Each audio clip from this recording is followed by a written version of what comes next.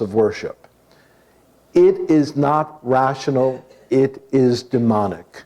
And that's the thing that we had said at the very beginning. There is a force and there is a stream of energy behind this that makes no sense for this cultured, most advanced nation on the face of the earth.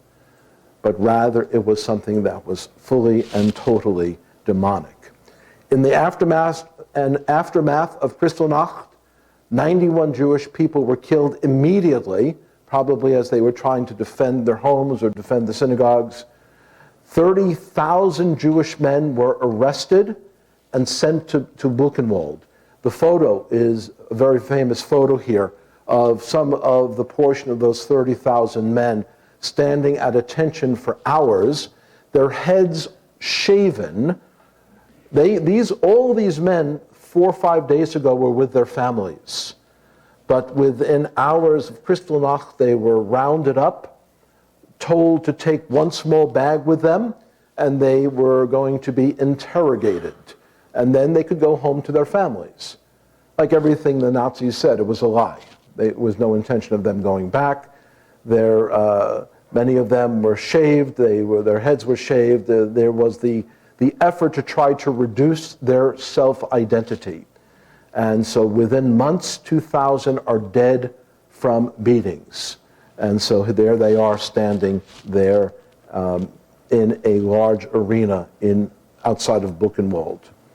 And so just as an overview, we're saying that the first period are the anti-Jewish laws purporting this imaginary Aryan race. Kristallnacht, Jewish people are desperately trying to get out.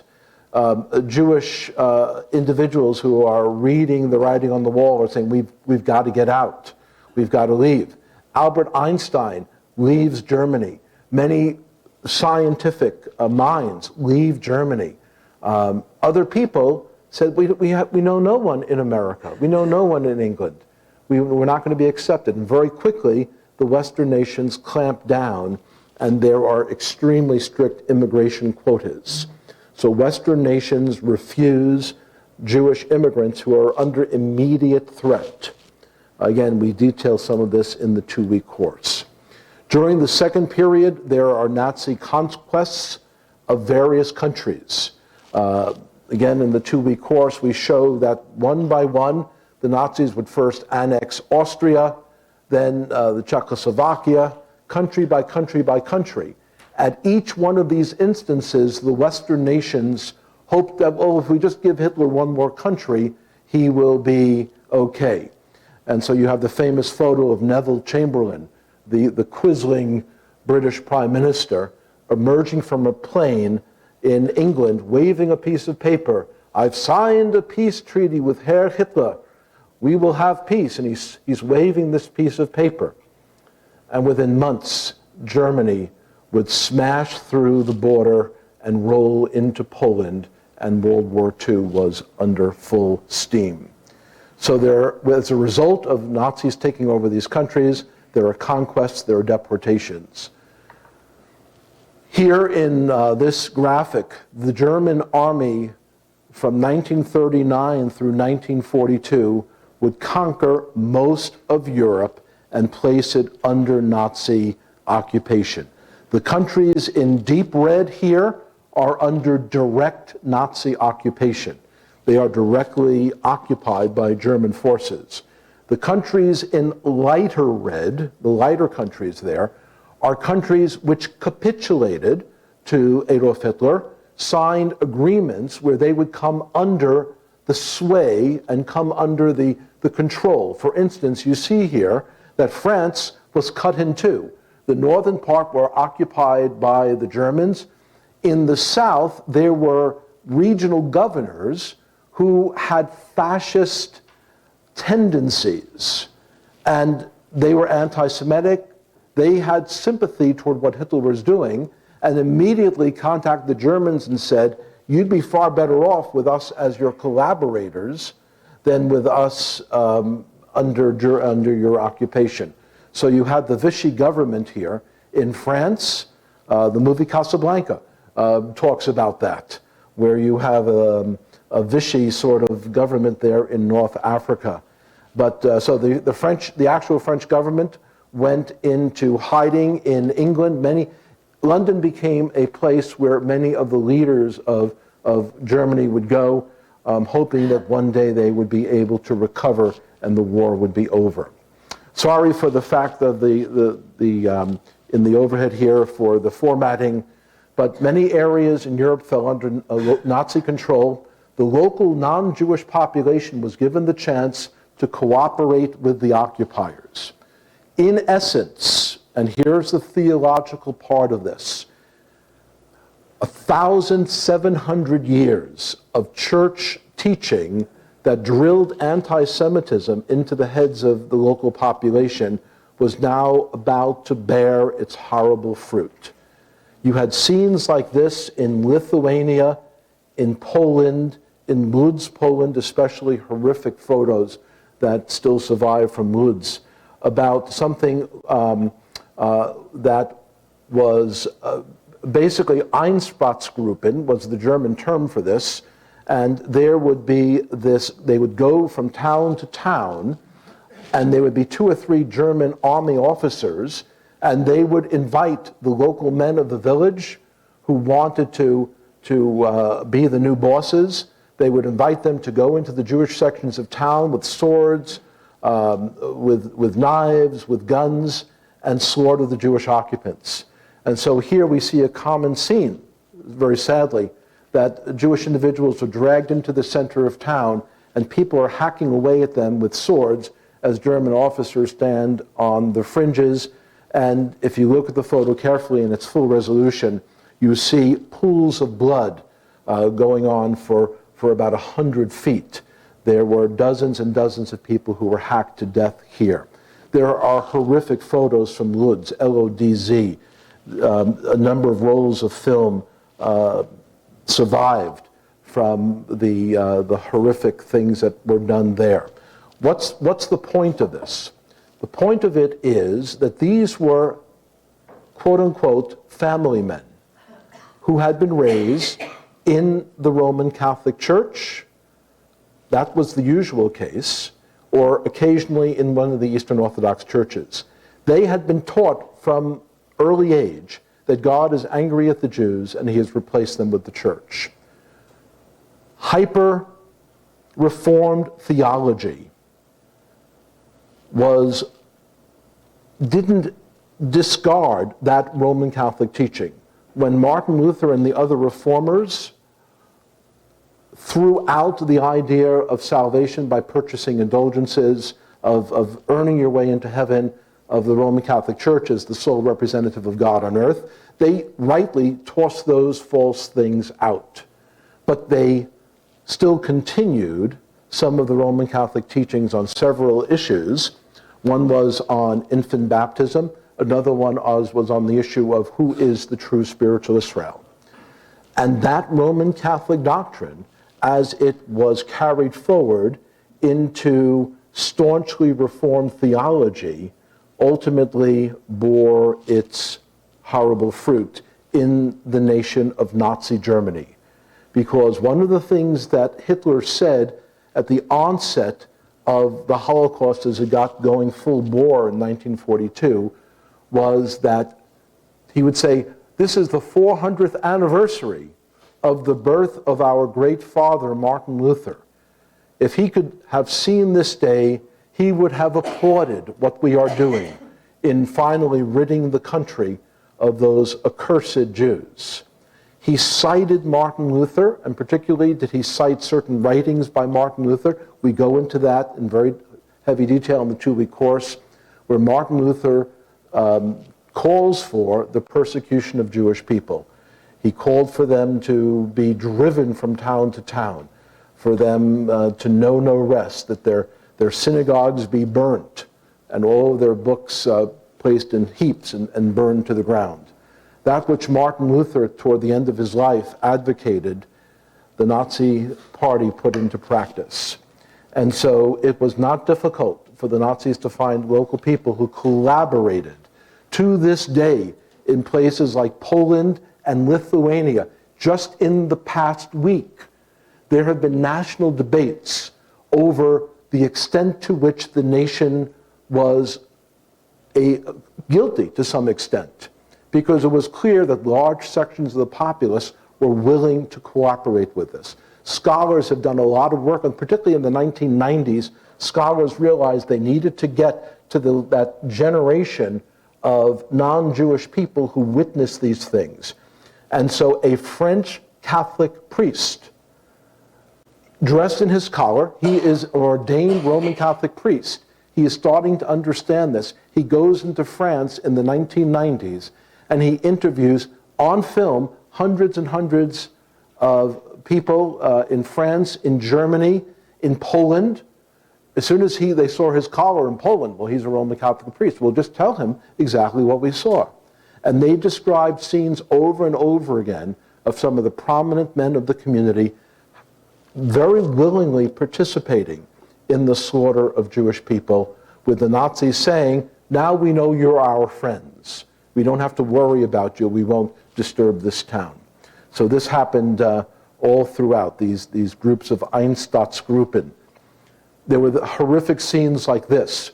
This is sometimes has the name, which is entitled The Holocaust of Bullets. The Holocaust of Bullets. Because these mobile killing squads were in remote areas. They had no way to transport Jews, first of all, to rail lines, and there were no trains to transport them to the killing centers. So they simply killed Jews in these remote rural areas wherever they found them. Nazis found many local volunteers for the Einsatzgruppen. These are these killing squads in Roman Catholic Latvia, in Lithuania, Estonia. Many of those Baltic countries were very quick. And you see trenches here where people lined up and shot to death. And oftentimes it were German army officers supervising, while local militias, fascist militias from Estonia, from Latvia, from Lithuania, from many of these countries, were looking to ingratiate themselves with the Nazi regime. Horrific scenes like this were repeated over and over, of a man shooting through the back a woman trying to shield her child. Horrific scenes, horrific scenes. So, building on the previous slide there, so the second period were these Nazi conquests and deportations. The third stage was the final solution. In one of the lessons, I believe it was last evening, Jeff Guterman detailed for you some of the horrible events that happened on Tisha B'Av. And one of the things was the planning at the Wannsee Conference, where a bunch of German high command individuals gathered to plan the final solution, the final death of the world's Jewish people. They even, once they had tackled the plans for Europe, they actually wrote toward the end of the Wannsee planning that ultimately that the death of all the Jews in America, in New York and whatnot, would go hand in hand with the Nazi occupation of America. That was their plan. That was their plan. So they called that the final solution because they imagined the very presence of Jews on earth to be a problem. Who thinks the presence of Jews on earth is a problem? It is Satan. And from here you get the satanic origin of all of these things. There are deportations to concentration camps, very respectable families being loaded. They are imagined that they're being resettled, that they will be going to camps, that they will be going to barracks. So they bring all kinds of clothing. They try to carry as much as possible. And when they finally get to the rail heads, the rail stations, the Nazis with guns are screaming and shouting at them to leave most of their belongings behind to be looted. And so in 1942, they are being loaded here all across Europe.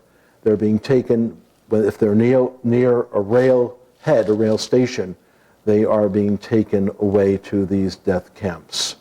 This is probably one of the most famous photos to arise out of the Holocaust. Jewish community in Warsaw, Poland was very large, cultured and established community. They had been there for many hundreds of years. They had newspapers. They contributed to cultural events. Wealthy Jews would contribute to the opera. This was not a Jewish, this was an opera for everyone. The main opera house in Warsaw had Jewish contributors. They were participants in the life of the community. And here in 1942, they are being forced from their homes. The boy in the front actually survived the war. He was identified in the late 40s. He claims that he is the boy. Other people dispute that, but many of these people, however, died in the death camps. There were two types of camps, getting a little ahead of ourselves here, but there were two types of camps. There were death camps and there were work camps.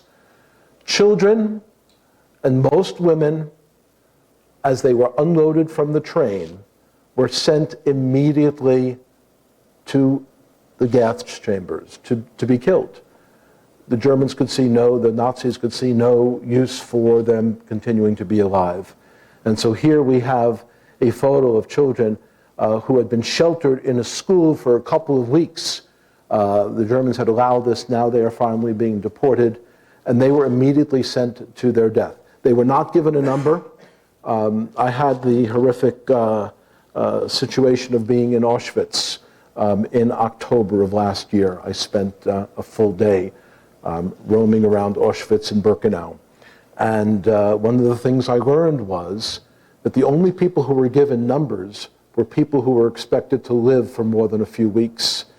Individuals like children, older people, they were not given numbers at all. They were sent, after several days, they were sent directly into the gas chambers. There is Jewish resistance. There is the Treblinka revolt. Treblinka is one of the death camps. There is a revolt there, and there is a heroic revolt in the Warsaw Ghetto, in which they took to the sewers, they took underground, and a band of perhaps 2,000 dedicated young Jewish fighters, people in their late teens through their 20s, 30s, 40s, they were fighting the best equipped army in the entire world and held them off and inflicted heavy casualties on the Nazi army for those weeks. There were tons and tons of Jews, many, many Jewish people in the Nazi army. Let me roll that back. There were many, many Jews in the Allied armies during World War II. 500,000 Jewish soldiers served in the Soviet army that helped to defeat Nazi Germany from the east. 500,000 Jews served in the American army, and among them was my uncle, Yussel, my Uncle Joe, and he proudly served in the United States Navy. He was a fighting Seabee. He called himself the toughest Jew in Brooklyn. And so they served, and they died. The Jewish population of America, as the U.S. entered the war in 1941, was 3%. 4% of all people in uniform were Jewish. Okay, 3% of America's population was Jewish, but 4% of everyone in uniform was Jewish. 60% of all Jewish doctors immediately volunteered to go and to be medics, to be medical personnel. If you are a younger person, you cannot realize how united a country can be. But World War II united America. Just like in the weeks after September 11th, we were united for a short time. British-Jewish relations at this point, there is a chess game going on because Britain still is occupying Palestine. In the aftermath of World War I, we need to race through this material again. 6 million are murdered.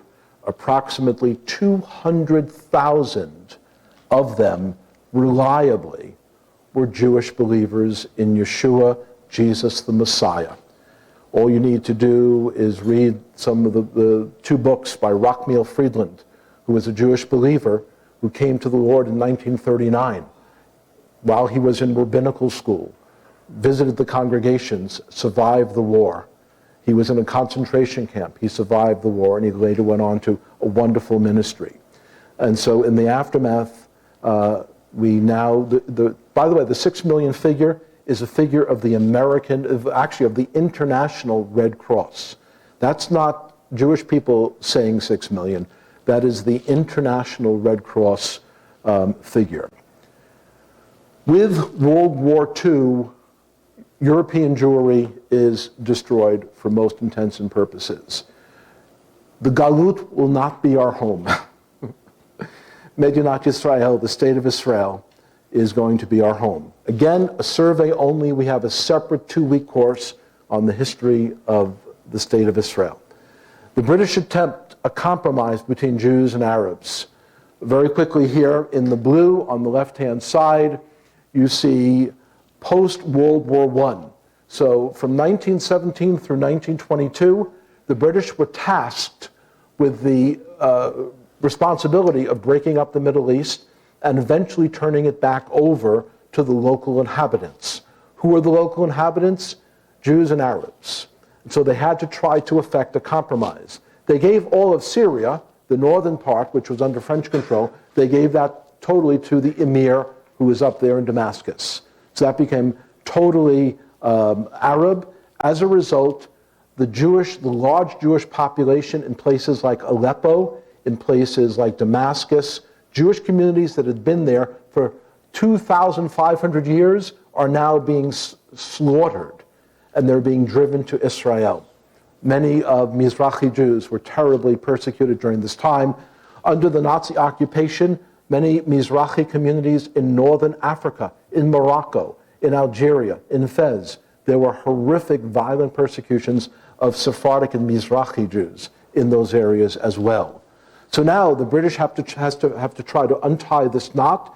They say we're going to give 2/3 of the land there. You see it in red. We're going to give 2/3 of the land to the Jordanian rulers, and that can be the homeland for Palestinian Arabs. We're going to give 1/3 of the land to the Yishuv, to the Jewish settlers, and that will be the homeland for the Jewish Palestinians. So 2/3 to the Arab Palestinians, 1/3 to the Jewish Palestinians. The Jews said, sounds okay to us. And the Arabs said, no way. We will allow Jews to live in small enclaves under our dominion, under our leadership. And of course, that was not a solution at all. The British continued to negotiate. By late 1947, they threw up their hands in disgust. They're trying to use human logic to try to settle the Middle East problem. And so in 1948, ultimately, there needs to be a separation. So there is an attempt at compromise. The British blockade Palestine, demand Jewish disarmament. In our full course, we talk about the various Jewish factions, talk about the Irgun, the Stern Gang, the Haganah, all heroic names in my view. And the British blockade Palestine, demand Jewish people to be disarmed. I have no problem with disarmament if no one has guns, but the problem is that the Arab Legion is being directly supplied by Britain. And the Arab Legion is threatening to slaughter all the Jews in Palestine. And so Jewish disarmament would have been suicide. So the British are continuing to supply arms to the Arabs. There's guerrilla resistance among the Jewish Yishuv, among the populations. The newly formed United Nations attempts to intervene. Their track record is dismal. They fail, of course. The Arab League nations prepare to destroy the Jews, and the Jewish settlement prepares for war. Famous photo in the Opera House there in Tel Aviv, May 14th, 1948, the birth of Medinat Yisrael. David Ben-Gurion, used to be known as David Green, David Gruen. He stands there and and again, sorry for the formatting, he proclaims the establishment of the state of Israel. You can go in Tel Aviv and visit this place. It's still there. They have tried to keep the original chairs, all of that sort of thing. This is a photo of the signing of the Declaration of Independence. All of these fellows, Shamir and a few others are all there. Within hours, the state of Israel is recognized by both the United States and the Soviet Union. It's given legitimacy. They have a vote in the General Assembly. The United Nations votes to recognize Israel as a state. Immediately, there is going to be an attempt to annihilate the Jewish state. In one of the Psalms, it says, the leaders take counsel and they say, come, let us destroy the people of Israel. Let us wipe them from the face of the earth. That has not changed, and in 1948 there was an attempt to do this. There was a war. Ultimately, there was a ceasefire, racing through history here. There was a ceasefire. All the land you see up on the PowerPoint in blue, that was the land under control of the Haganah, of the Jewish forces, when an armistice, when a ceasefire was declared in 1949. Jewish forces are holding all of the land in blue, and all of the land in red with dots. Either Arab, Jordanian, or Egyptian forces are holding that land. The Jordanian forces force their way into the Jewish section of Jerusalem. They desecrate Jewish graves. They desecrate the Mount of Olives. They use Jewish gravestones to build latrines. And this was the situation up through 1967 until the War of Liberation. I'm going to make this PowerPoint available for all involved. My other PowerPoint is also available.